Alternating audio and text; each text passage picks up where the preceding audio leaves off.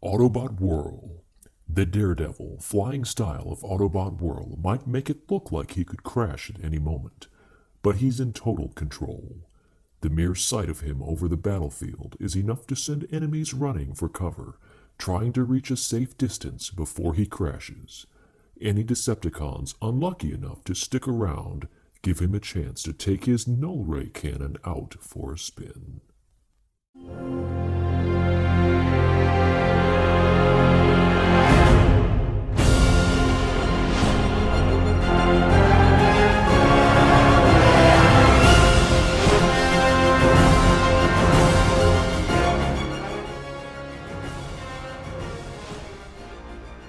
You're watching eBEFOREi video reviews, and welcome back. Today I'm very excited to be taking a look at something that really meant a lot to me as a kid.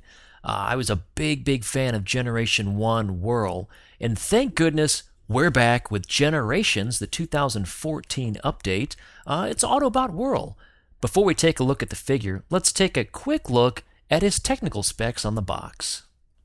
His strength is a 6, his intelligence is a 6, his speed is an 8, endurance is an 8, his rank is a 6, courage is a 10, fire blast a 6, and skill is a 10. The box art here is straight out of just Generation 1 and the IDW comics. Looks really good, but let's get on to the figure itself. Helicopter mode looks really good.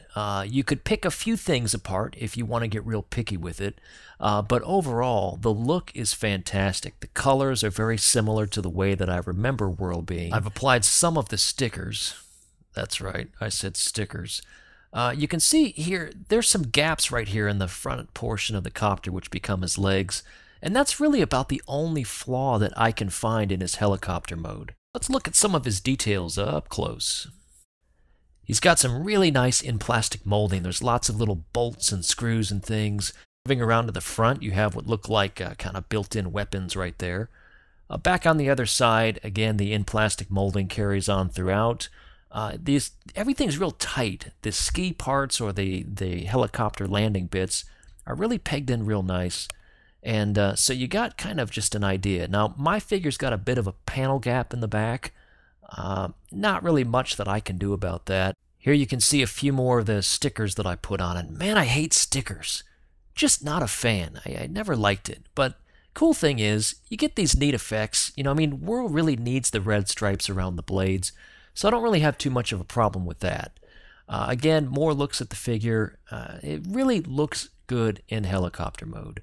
Now you can open the cockpit if you try really hard, but it does pop open and you've got some neat detail inside. There's a little bitty dude in there. He's tiny. He's a little dude and he's flying the helicopter. There's lots of nice in-plastic molding all around the sides of the cockpit as well, and so overall, nice touch on this cockpit. To snap it back down, just stick your thumb in there and give it a little pop and you know that it's right back in place. So again, looking at the overall helicopter, I have very little bad to say about it. I think it looks great, and yeah, that's my opinion of that. It's my channel after all. Now, that all being said, let's go ahead and take a quick look at the weapons. Now, he comes with 4 distinct weapons, one of them being the null ray cannon, and they all have these little grooves and bits, and you can combine them in all sorts of ways. And when I say all sorts of ways, I mean you can clip these things into the sides like that. You can put them on the other side, you put them on the top. You can put these things in almost any combination you can think of. I'm going to go ahead and clip these two together just like that, right there. And then you can take that, snap it right on the side of the helicopter. So you can see on the side of it, you've got that hole and the clip, and you can take the clip and just snap it right on just like that. Now we'll go to the other side and, well, we'll give it just another snap. Make sure you turn it around the right way and just give it a good pop. Just like pop. Okay, I'm not very strong. Get in there. Okay. So you can take it just like that and it fits together quite nice. And so what you get, a nearly complete look, but we're going to take this gun and we're going to put this right underneath. He comes with this as well. You can poke it like that. That's what she said. And you can make it look like it's, coming out really far, or you can take it off and stick it down on this peg right there, and gives it more of a subtle look of destruction. And you have a highly weaponized, highly awesome looking helicopter. How'd you like to see one of those flying over your city? So overall, I think that weaponized copter is a good look. Without it is a good look. You got the stickers on the blades giving it the effects just like that. How cool is that? Now that's accomplished by taking this sheet of stickers, as I've mentioned. Just throw those away. It comes with so many little stickers, and the bigger ones, you know, I mean, you could put them there. There are all kinds of little places that you can put the stickers. So I put a few on. Like that one was a pain in the butt.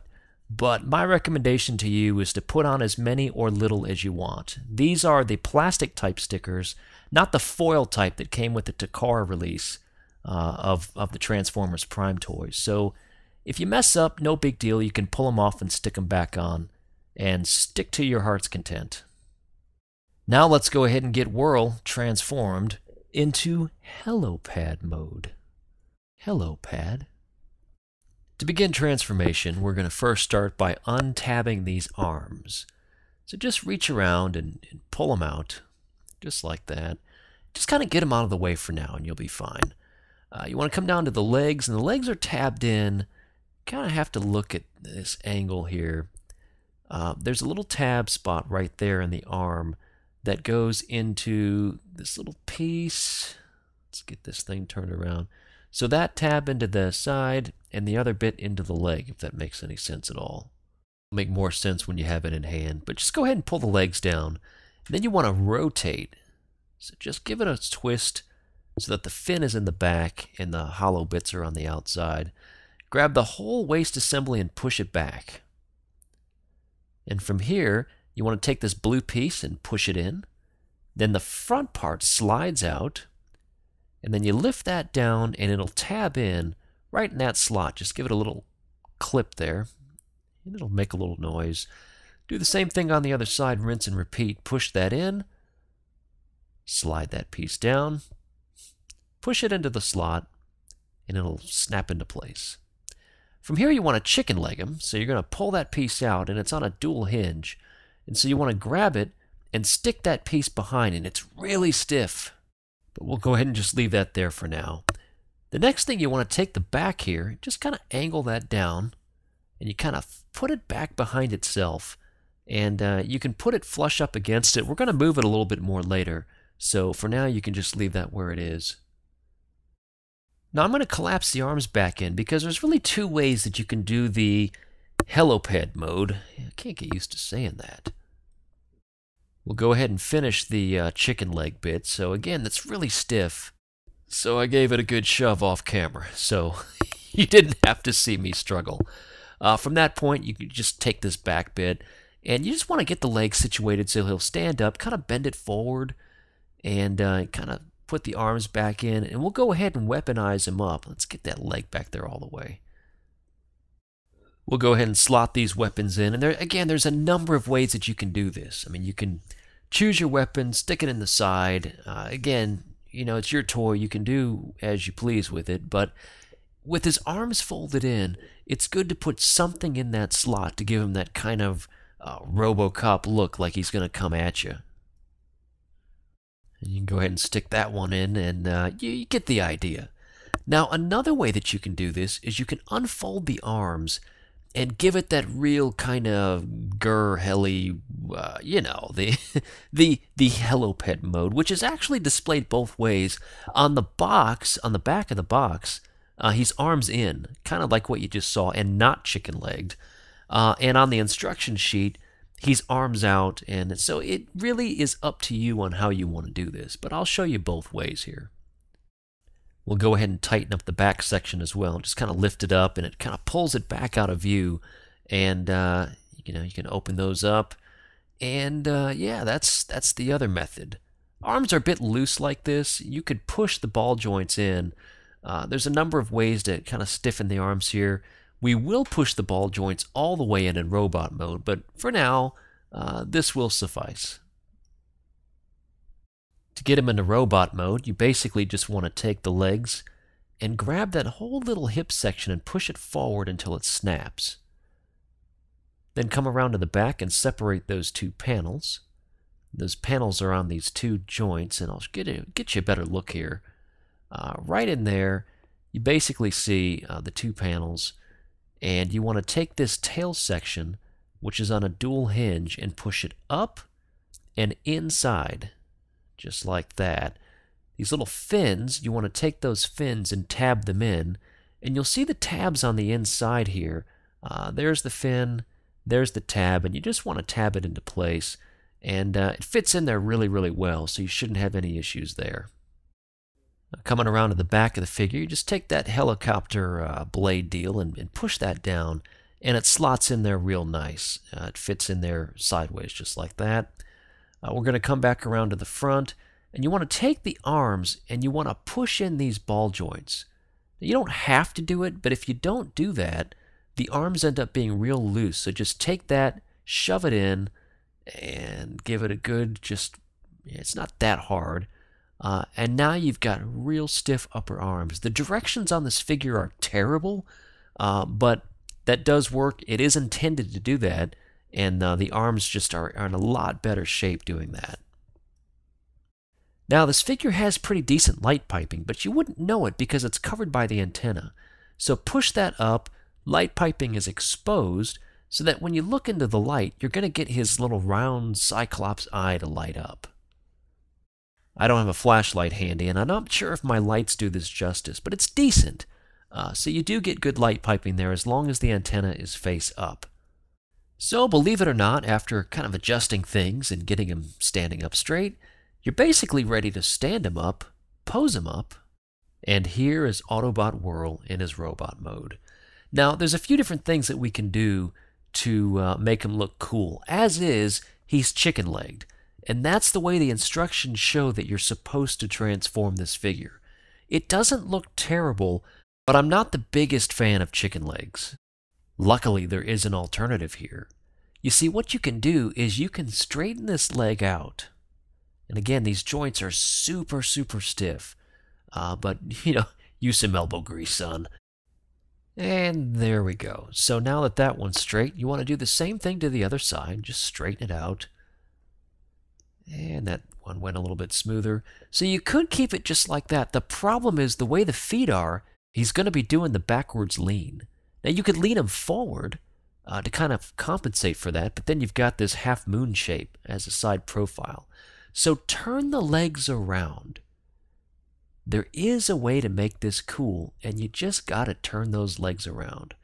Now you have the kind of hole bits of the thigh on the inside now, which is good. You've got this one kind of odd piece sticking out, but look at how much straighter the profile is. You see, I've got the knees bent a bit just to give them some balance, but from the front, that really looks wonderful. Kind of peg-leggy, but the original WHIRL had ski feet, so it doesn't really look that out of place for the figure. So here's our new profile shot, and I really think this looks wonderful. I mean, I couldn't be more pleased with the way this looks in robot mode. Taking a closer look, here's a better look at his face, and there's the light piping. You get a little bit better of a view. Push that down, it disappears. Back up, you got the red light, which is great. Notice the stickers. The Autobot sticker on the front looks good. The detail, I think, carries over quite well. Now, as I noted before, the kind of hollow bits of the hips are on the inside when you have the legs turned this way. I've heard some people say that the hips are backwards, and that you need to fix them. You really don't, because otherwise the holes end up top in helicopter mode. The rest of the details, you can see the knees are completely normal looking now, and you've taken away the chicken leg effect altogether. Back kibble, sure, but it's not like it doesn't match this figure. It's an interesting look. The hands, it's on this kind of a joint where you can pull one side and it opens up. So kind of neat there. There's a lot of things that you can do with that. Now his null ray cannon does fit on the arm, and you just got to collapse the hands back into itself again. And it really just slots on top of the forearm there. There's a tab. Just push it up against it, and I've got the two of those weapons connected, and it looks pretty cool. Again, you can get kind of the Starscream or Megatron null ray look, like he's going to fire it overhanded, which is kind of neat. That looks impressive. Get him kind of posed up a bit here. Turn the head. I'm a terrible poser. But I mean, that looks really nice. I think that does the figure a lot of justice. And not that it really needed it. He's got the other weapon here, and you can slot this underneath his arm if you want to have one weapon kind of slung underneath. And we'll screw that in here, just like that. And that looks pretty good. Kind of open that hand a bit. And well, what a neat look. Such a fan of this robot. Now, with the shoulders pushed in, you're going to limit some of the arm movement here. We'll get into the full articulation in a minute. You can still move them around and pose them up pretty decently. I mean, you can always pull them back out and get more movement, but it'll loosen up the arms.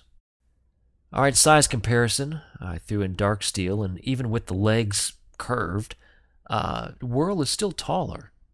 You know, not taller than the wingspan here, but he's not a small figure. Helicopter mode might be a little bit on the small side, but robot mode he explodes up quite nicely. Now, due to transformation, you've got this joint here in the neck, and you can actually kind of play around with this. If you want his head to kind of be a bit giraffed, again, he's got kind of an odd look anyway, so you could do something like that. It looks a bit Star Wars droidy, but you could do that. I like to keep it down, and to me, that's just a better look to have that hunkered down. Articulation, you can see in the shoulder, again, you do have the movement. You've got a swivel in the elbow, the joint in the elbow itself, and the hands obviously don't do much. I'm going to go ahead and pull this joint out so you can see that you have a bit more articulation in the shoulder, but it's just loose that way. Now you could put some glue in there or something to stiffen it up, but again, I prefer just to push it in, and it tightens everything up real nice. You got the dual hinge here in the hips, swivel on the thigh, lots of knee articulation with the dual joints. Nothing really in the feet, but that doesn't limit the way you pose them up. I mean, there's still quite a bit that you can do leg-wise. So, final thoughts on Generations Autobot WHIRL. Big fan of this figure. I really think that you should pick this up. Opinions are going to vary greatly. You either like WHIRL or you don't. I'm in the like WHIRL camp. I love this guy, and I'm very happy to have him on my shelf. This is really a wonderful update to the G1 figure, giving it lots more articulation, and bringing some bits from the IDW comic into it as well. Big G1 references just makes this a great figure for me. Anyway, thanks again so much for watching eBEFOREi video reviews. I appreciate each and every one of your support. If you want to continue to support me, you can do so by subscribing to my YouTube channel. To do that, just go to youtube.com/eBEFOREiNet if you're not there already, and hit subscribe. WHIRL would appreciate that. So would I. You can also find me on Facebook. I'm at facebook.com/eBEFOREi. And I'm also on Twitter. I'm at eBEFOREiNet. And all of these social media sites will update you on upcoming figure reviews, ask opinions, show you some behind-the-scenes pics, and all kinds of wacky fun stuff. Anyway, thanks again for watching. We'll see you back here again real soon.